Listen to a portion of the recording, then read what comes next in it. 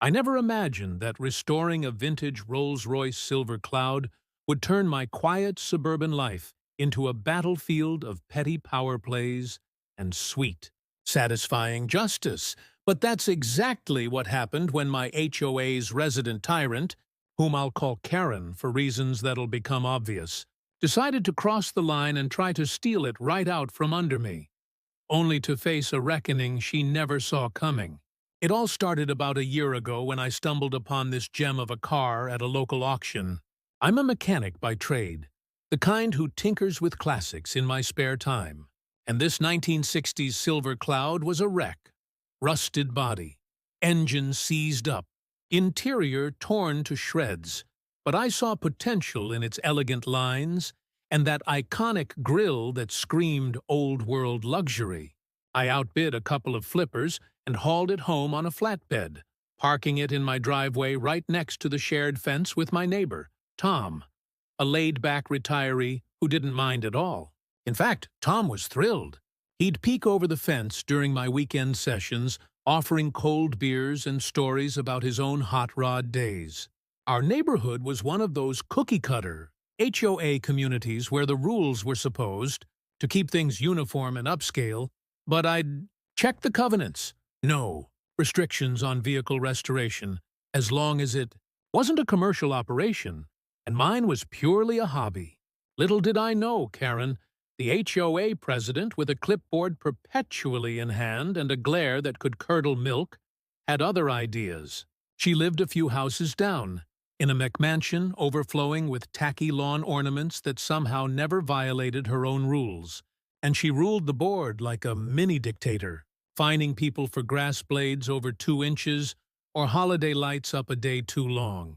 From the moment the rolls arrived, she started circling.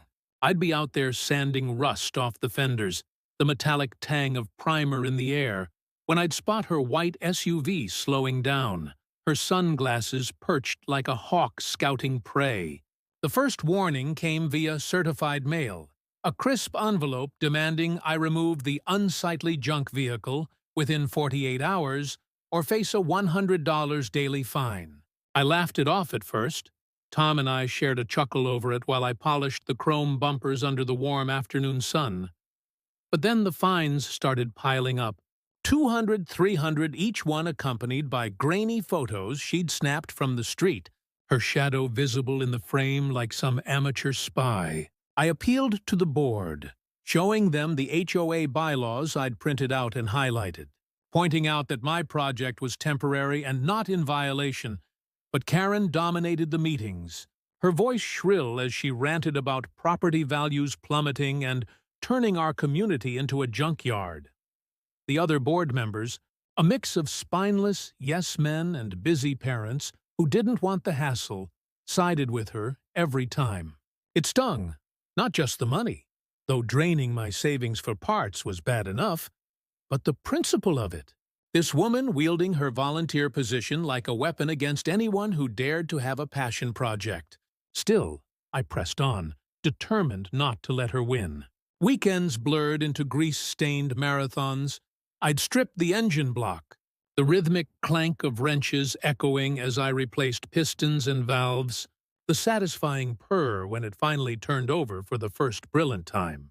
Tom became my unofficial assistant, handing me tools over the fence while we bantered about life, his grandkids, my divorce a few years back that left me with this house, and a need for something to pour my heart into. The car started transforming.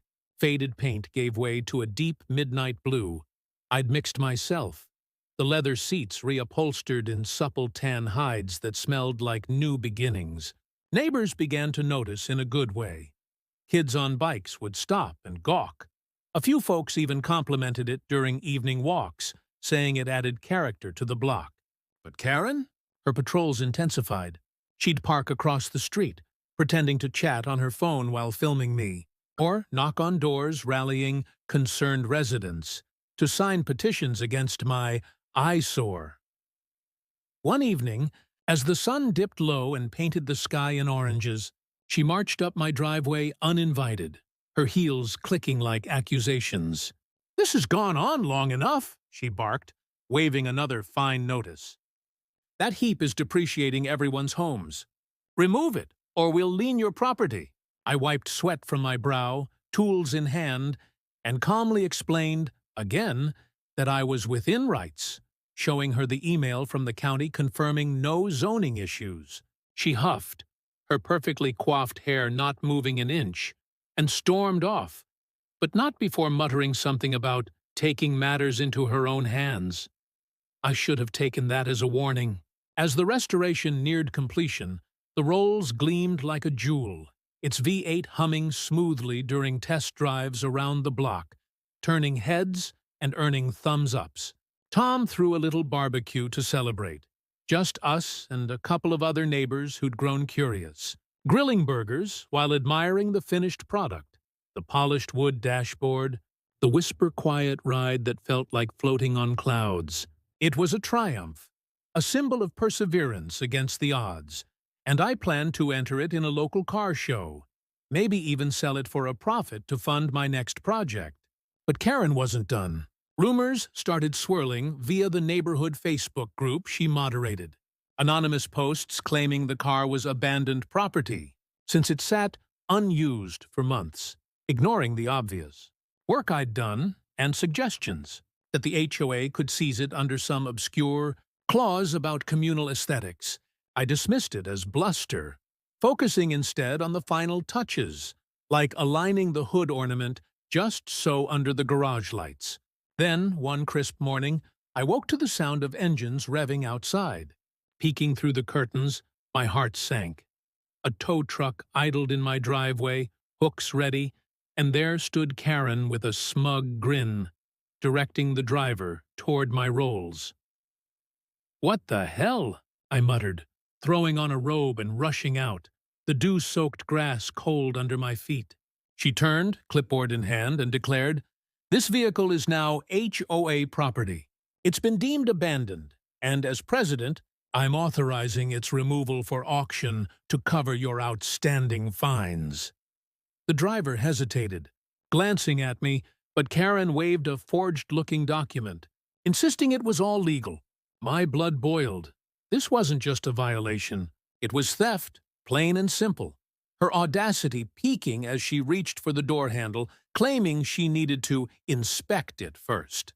I yelled for her to stop, but she ignored me, popping the hood as if it were hers, her fingers grazing the engine I'd painstakingly rebuilt. That's when I realized she'd gone too far, crossing into criminal territory, and as the tow truck inched closer, I grabbed my phone to call the authorities, my mind racing with the evidence I'd quietly amassed over months of her harassment. But in that moment, with her smug face illuminated by the morning light, I knew this cliffhanger of a confrontation was just the beginning of her downfall. The tow truck's engine growled like a predator circling its prey, and Karen's smug grin widened as she leaned over my Rolls-Royce, inspecting it like she'd already won. My heart pounded, not just from anger, but from the realization that this was it, the moment her overreach would unravel. I gripped my phone, already dialing 911, and shouted, "Step away from my car, Karen! You're trespassing, and that's not HOA property!" She scoffed, waving her forged document like a royal decree, but the tow truck driver, a burly guy with a skeptical squint, paused, sensing the tension. "Lady, you sure this is legit?" he asked her, glancing at me. Karen snapped, "I'm the HOA president. I make the rules here." That was her mistake, arrogance blinding her to the line she'd crossed into felony territory. I'd spent months dealing with her nonsense, and I wasn't some naive homeowner she could bully. After her earlier threats, I'd started documenting everything. Every fine, every grainy photo she'd sent, every board meeting where she railroaded dissenters. I'd even installed a cheap security camera above my garage, its red light blinking now, capturing her every move. As the 911 operator picked up, I calmly explained the situation. Trespassing, attempted theft of a vehicle worth over $50,000, and a forged document, while Karen's face twisted, realizing I wasn't backing down. "You're making a mistake," she hissed, but I ignored her, stepping closer to the driver. "Check the title," I told him, pulling the crisp document from my glove box, which I'd kept handy for just such a moment. It clearly listed me as the owner. No liens, no disputes. The driver's brow furrowed, and he backed off, muttering about not wanting to get involved in a legal mess. Karen's confidence faltered, but she doubled down, shouting about her authority as police sirens wailed in the distance. By now, Tom and a few neighbors had gathered, drawn by the commotion, their phones out, filming the spectacle. The cops arrived, 2 officers stepping out with that no-nonsense air I'd come to respect from my buddy Mike, who worked at the precinct and had heard my Karen stories over beers. I explained everything, handing over the title and pointing to the camera footage I'd already backed up to my cloud. Karen tried to spin her tale, claiming the HOA had seized the car for unpaid fines, but the officers weren't buying it. "Ma'am, HOAs don't have the power to seize private property without a court order," one said, eyeing her fake document. "And entering his driveway to touch his vehicle? That's trespassing at minimum." Her face went pale as they asked for her ID, and I couldn't resist a small smirk, the kind she'd thrown at me for months. While one officer reviewed the footage I emailed from my phone, the other questioned Karen, who was now stammering about misunderstandings and protecting the neighborhood. The neighbors, emboldened, started chiming in. Tom mentioned her endless fines for his rose bushes. Another guy brought up her banning his kid's basketball hoop. It was like the dam broke, years of her petty tyranny spilling out. Then came the kicker. The officer reviewing the footage noticed Karen had actually opened the car door and rifled through the glove box before I'd come outside. "That's burglary," he said flatly, pulling out handcuffs. Karen's eyes widened, her clipboard dropping to the ground with a clatter. "You can't arrest me," she shrieked, but the cuffs clicked around her wrists as the officer read her rights. The tow truck driver, now fully on my side, shook his head and drove off, leaving Karen's plan in shambles. The crowd cheered quietly, a mix of disbelief and relief, as she was led to the patrol car, her perfectly pressed blazer now wrinkled, her authority reduced to a tantrum. But I wasn't done. Over the next week, I filed a formal complaint with the HOA board, attaching the police report and camera footage. With Karen's arrest making waves, the board, finally free of her grip, voted her out unanimously. I also contacted a lawyer friend who helped me sue for the fines I'd paid, arguing they were issued in bad faith.